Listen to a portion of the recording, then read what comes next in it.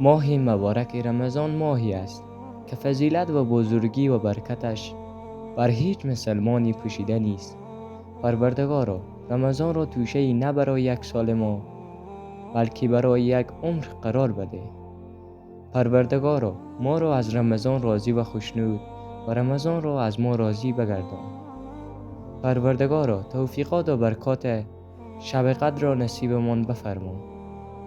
پروردگارا، در ریانی که در بهشت مخصوص روزداران است و فردوس اعلی باز می شود، بر روی ما بگشای و ما را از این در و جنت خلد خود داخل بگردان.